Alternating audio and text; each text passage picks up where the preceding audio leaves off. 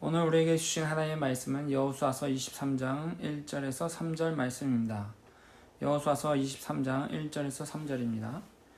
여호와께서 이스라엘의 사방 대적을 다 멸하시고 안식을 이스라엘에게 주신 지 오랜 후에 여호수아가 나이 많아 늙은지라. 여호수아가 온 이스라엘 곧 장로들과 두령들과 재판장들과 유사들을 불러다가 그들에게 이르되 나는 나이 많아 늙었도다.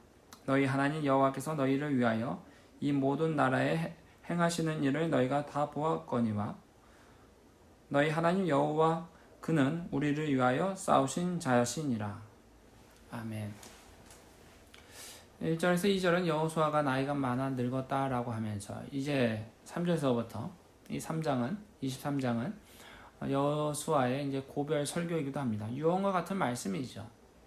3절에서 11절에는 여호와께서 그의 백성을 위해서 싸우신다라면서 하나님의 축복에 대해서 말씀하셨고 12절에서 16절까지는 하나님을 배반하면 저주를 받는다라는 거죠. 축복과 저주의 중심 테마가 고별 설교였던 것을 볼 수 있어요.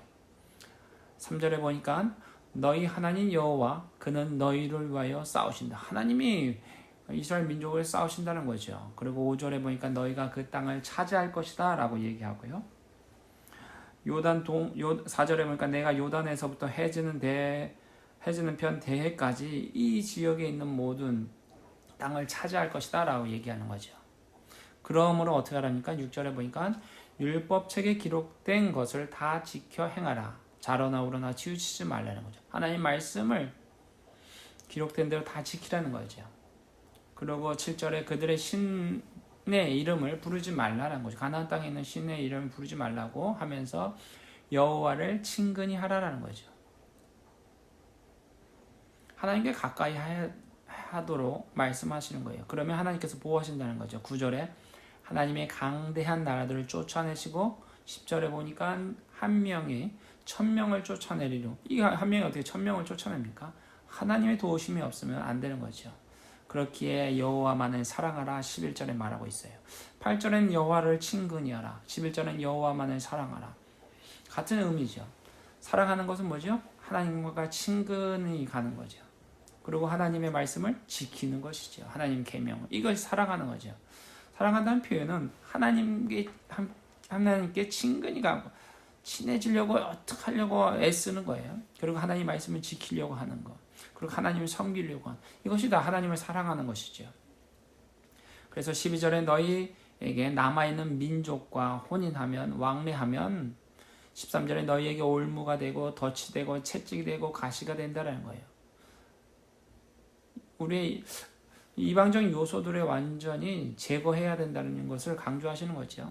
그들이 여전히 있으면 너희에게 있어서 올무가 되고 덫이 되고 채찍이 되기 때문에 하나님께서 제거하라고 말씀하시는 것이죠.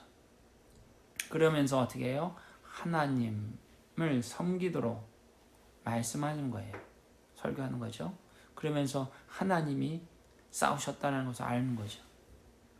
14절에 보니까 여호와께서 너희에게 대하여 말씀하신 모든 선한 일이 하나도 틀리지 아니하고 다 너희에게 응한다. 하나님의 말씀을 이렇게 지키고 순종하고 사랑하면 하나님이 이 선한 일을 행하신다는 거예요. 15절에 보면 선한 일이 너희에게 임한 것 같이 그렇지 않으면 불길한 일 또한 너희에게 임할 것이다 라고 15절에 말하고 있어요. 16절에는 언약을 범하면 너희가 속히 망하리라. 흥망성쇠는 하나님과의 관계에 있는 것을 보일 수 있어요. 축복과 저주는 어떤 관계이죠? 하나님을 얼마나 잘 섬기느냐 아니냐에 따른 거죠. 하나님 말씀을 지키냐 안 하냐라는 것에 대해서 흥하기도 하고 망하기도 한다는 것입니다. 그것을 볼 때 이스라엘 민족을 통해서 우리가 잘 알게 되는 것을 볼 수 있어요. 이스라엘 민족이 왜 우리에게 주어졌습니까? 흥망성쇠가 하나님의 손에 달려있다는 것을 이스라엘을 보면서 우리에게 알려주시는 거죠. 하나님을 섬겨야 함을 우리에게 알려주시는 거예요. 그러면서 이스라엘 민족이 24장에 보니까 하나님과의 언약 갱신을 합니다. 세겜에서. 24장 1절에 보니까 여호수아가 이스라엘 모든 지파를 세겜으로 모읍니다. 그러면서 2절에 보니까 아브라함의 아비 나홀의 아비 데레가 강 저편에 거하여 다른 신들을 섬겼으나 하면서 하나님이 아브라함을 통해서 이스라엘 민족을 만들어 갔던 것을 보여줘요.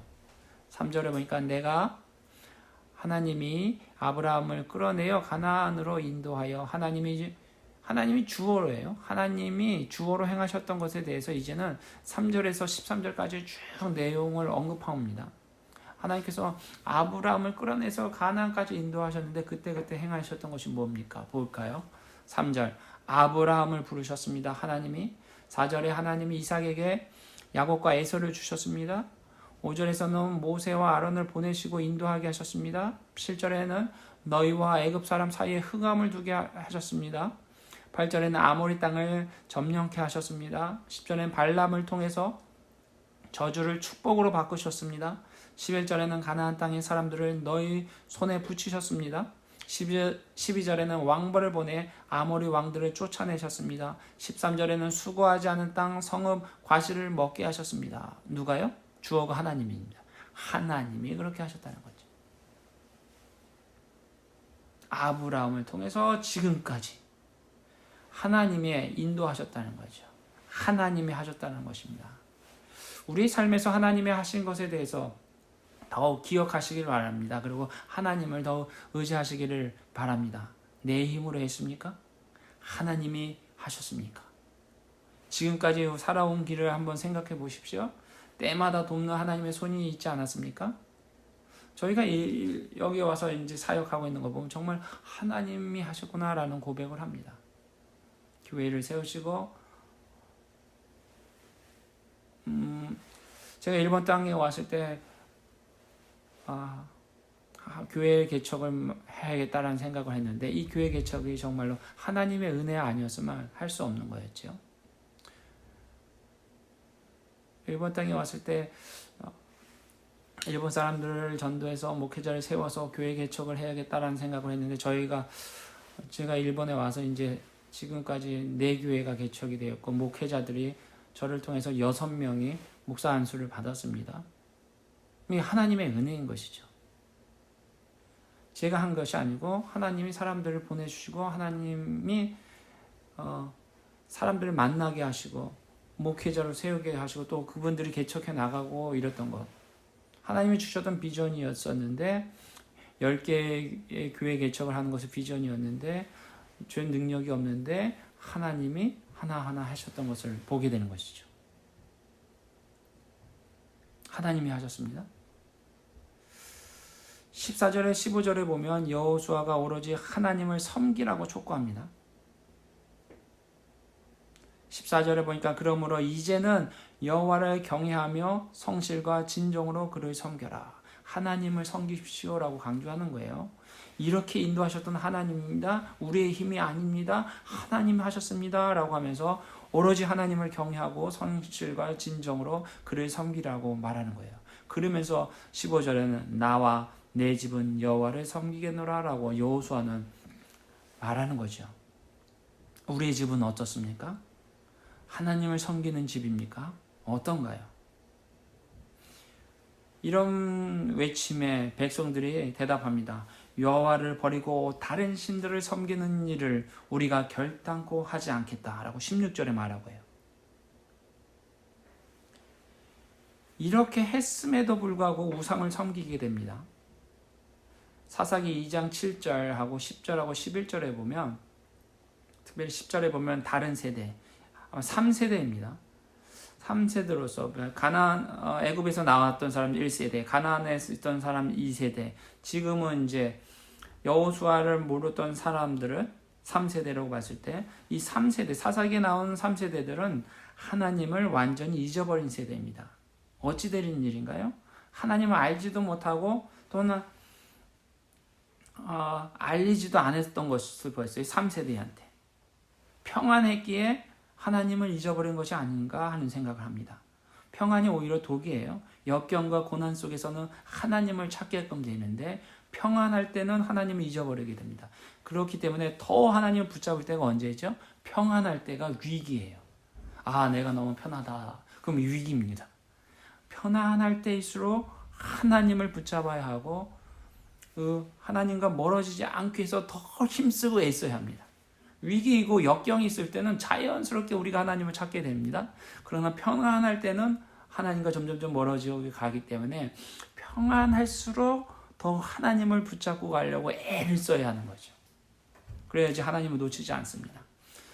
우리가 믿음 생활할 때 저희 부모님 세대가 1세대이고 저희가 2세대였으면 우리 자녀 세대가 3세대입니다. 하나님을 믿는 그 감각이 점점 둔화되어져 가고 있어요. 경제적으로는 좋으나 영적으로는 둔해져 가고 있습니다. 우리 밑에 다음 세대, 그 다음 세대는 어떻겠습니까? 하나님을 알지도 못했다라고 할 가능성이 있어요.